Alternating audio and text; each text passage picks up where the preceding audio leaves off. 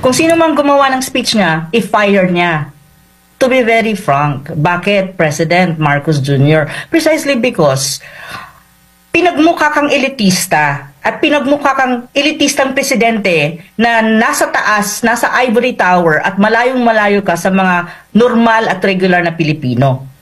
Kasi ang pagbili ng suka sa sa tindahan, to be straightforward about this, is lahat ng Pilipino, kahit nga ako na nasa middle class, nagbibili ng suka sa tindahan, kahit maliit na tindahan, kapag nawawalan ka ng suka. It's a representation of regular Filipinos na yun ang ginagawa. Now, yung kanyang ginawang framing na yung kabilang partido or yung ibang kandidato na hindi nasa kanyang slate ay parang bumili lang ng suka is a very demeaning.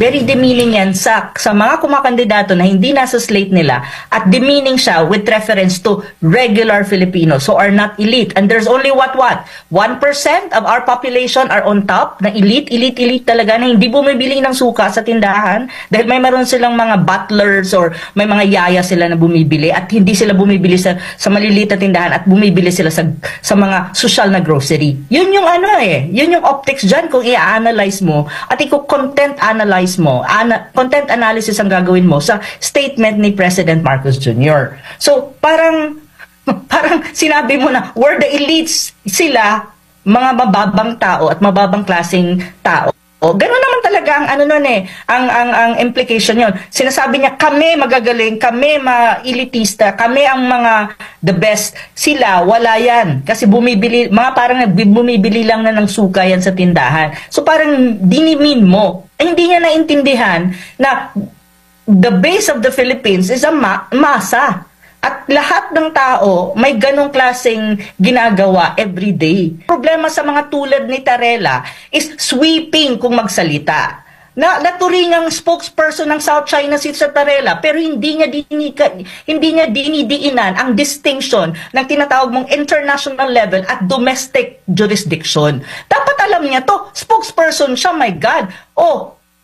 Spokesperson ka, dapat naglilinaw ka ng issue. Ganun yun dapat. Hindi yung sweeping ang mga statement mo as if like internationally recognized, legally binding. Come on, give me a break. We're not stupid people here. Bumibili ng suka, bumibili ng kung ano-ano sa tindahan. So, I don't understand why yun yung hindi ko maintindihan sa proclamation rally na yan Bakit ganyan ang mga lumabas sa bibig ng presidente? Una, yung South China Sea. Ang optics is, we are anti-China, they are pro-China. Which is wrong. Which is a very unbecoming of a president for me as far as I'm concerned, because that is a very sensitive issue. The South China Sea, you don't play with it and you don't manipulate the issue just for the sake na mayroong ka mga kandidato na pinopromote, kasi pwede mo namang gawing iba yun Pwede mong gawan ng paraan na ma-promote mo pa rin sila not in the sense. Ngayon, there's also a distinction. Kami ang hindi bumibili ng suka sa tindahan. So, we're elite, we're good and all that. Sila, parang bumili lang ng suka, sila ay mababang uri sa amin. At wala silang class, wala silang K. Which is also not true. Kasi kung titignan mo rin yung ibang mga kumakandidato, they also have their credentials, they also have their track record, they're very intelligent people. Well, many of them, I would not say all, but I would presume, mga tulad ni Kong Marcoleta, very smart and intelligent people. They have their, track record. So why would you possibly coin them as parang bumili lang ng suka? Diba? Parang ganon. Bakit? Si Pastor Kibuliban, kumakandidato, parang bumili lang ng suka? Parang, my God! Yeah, maybe hindi siya ganun kayaman tulad ni Bongbong Marcos or ng mga senador na whoever na sumatakbo sa kanyang slate, but that doesn't mean na wala siyang dignidad or mababang uri siyang tao. Diba? Ganun ang distinction, ang optics kung i-content analyze mo siya. Pero so sa akin parang turn off ako na ganun ang kanyang, parang nakaka-turn off kasi pwede mo namang gawan ng ibang optics yan Pero ganyan ang kanyang nasabi doon sa kanilang proclamation rally na parang, Diyos ko Lord. Yes, Prof. Mr. President, i-fire mo kaya kung sinong gumawa ng speech mo. Kung may gumawa ng speech mo, malay ko ba kung sa'yo galing yan, diba? Yes, Prof. Ano kaya yung implikasyon nito sa slate ni BBM? Well, kung ang mga Pilipino nag-iisip at context analyze nila yung mga sinabi dun sa proclamation rally ng partido ni BBM at i-contrast niya dun sa Halimbawa, yung PDP Laban, kasi ang PDP Laban, alam ko ngayong araw na to nagkaroon ng proclamation rally, nandun kayo ng mga senador.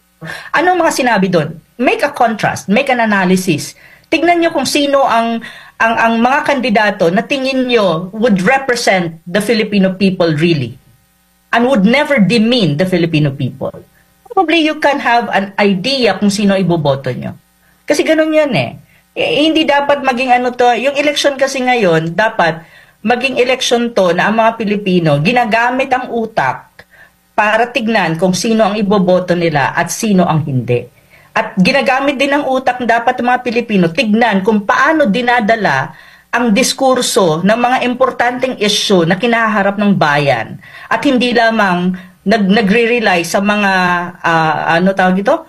sound bites or optics na minsan nakaka-off. Bahid ng dugo dahil sa tukhang.